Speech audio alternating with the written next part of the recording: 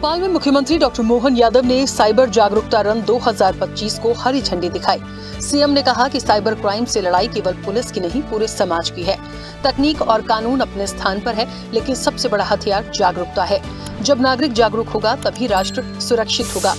उन्होंने कहा कि इस कार्यक्रम ने डिजिटल युग की सबसे जरूरी पहल को जन आंदोलन का रूप दिया है।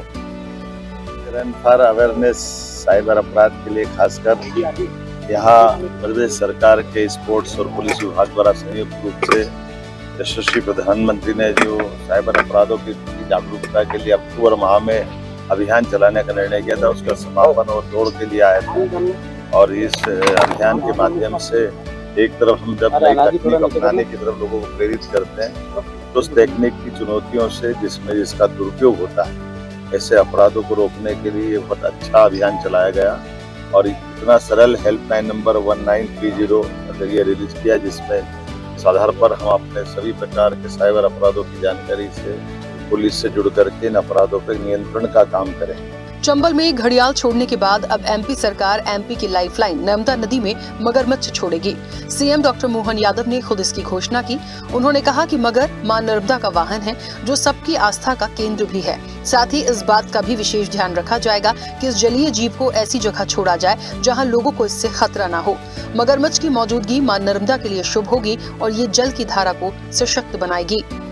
माँ नर्मदा नदी के रूप में माँ का आशीर्वाद मध्यप्रदेश को मिलता है, उनकी सवारी मगर की। ऐसे में जैसे हमारे सभी प्रकार के वन्य जीव आबाद हो रहे हैं, पिछले समय घड़ियाल हमने चंबल में छोड़े थे, इस बार नर्मदा जी में मगर छोड़ने में कल जा रहा हूँ। तो मगर को हम अपनी नर्मदा जी के कुछ अंचल में कहीं कहीं दिखाई देते हैं, अन्यथा बहुत बड़े पैमाने पर मगर के लिए नर्मदा जी का जल और नर्मदा जी की धारा बहुत अनुकूल है। बिहार के चुनावी रण में सीएम डॉक्टर मोहन यादव ने पार्टी प्रत्याशियों के पक्ष में प्रचार किया। कटोरिया विधानसभा में हुई रैली में मुख्यमंत्री ने कहा कि प्रधानमंत्री नरेंद्र मोदी के नेतृत्व में देश में आर्थिक, तकनीकी और सांस्कृतिक विकास की नई दिशा मिली है। उन्होंने कहा कि राम मंदिर निर्माण आस्था और संस्कृति की विजय है, जिसे कांग्रेस ने सालों तक रोके रखने का नाटक किया था।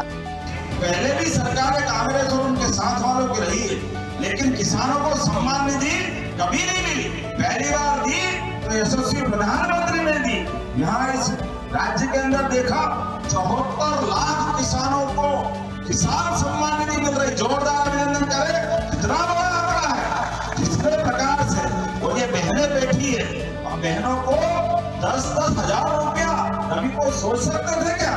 जोरदार अभिनंदन को ये बहनों की जिंदगी अच्छी कर रही है। मध्य प्रदेश में कानून व्यवस्था को लेकर मुख्यमंत्री डॉक्टर मोहन यादव ने सख्त रुख अख्तियार किया है।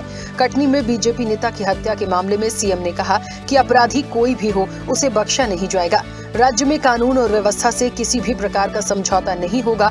जो भी कानून व्यवस्था को चुनौती देगा, उसे परिणाम भुगतना पड़ेगा। सीएम ने दिवंगत आत्मा को श्रद्धांजलि और शोक संतप्त परिवार के प्रति गहरी संवेदना व्यक्त की है।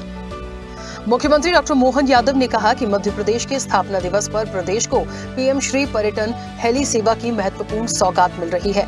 1 नवंबर को भोपाल से उज्जैन हेलीकॉप्टर रवाना होगा। सांकेतिक शुरुआत के बाद नवंबर में ही पर्यटकों और श्रद्धालुओं को नियमित हेलीकॉप्टर सेवा मिलेगी। मध्य प्रदेश पर्यटन के जरिए पर्यटकों और श्रद्धालुओं को रहने और ट्रांसपोर्ट की सुविधा देना इस सेवा की खासियत है।